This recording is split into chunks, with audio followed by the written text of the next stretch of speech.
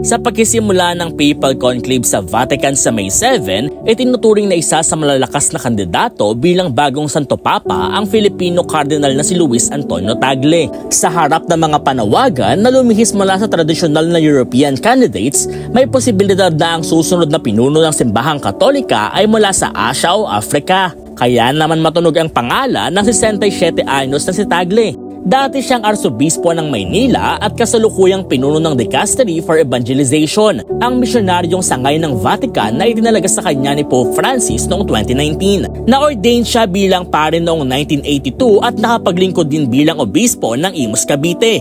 Ginawa siyang kardinal ni Pope Benedict XVI noong 2012. May lahi siyang Filipino at Chinese at marunong magsalita ng Italian. Kilala si Tagle sa kanyang pagiging mapagkumbaba at makamasang pagkatao, dahilan upang bansagan siyang Asian Francis dahil daw sa pagkakatulad niya sa yumaong Santo Papa sa mga adikain para sa social justice.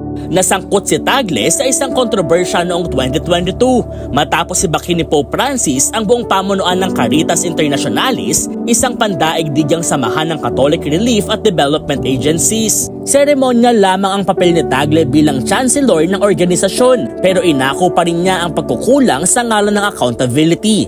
Aniya, this is a moment for facing our failures. Sa kabila nito, nanatiling malakas ang suporta kay Tagle ng mga kapwa kardinal na naghahangad ng pagbabago at mas malawak na representasyon sa Simbahang Katolika. Kapag nahalal, si Tagle ang magiging kauna-unahang Santo Papa mula sa Asia. Para sa iba pang content, patuloy na sumubaybay sa lahat ng social media pages ng News 5.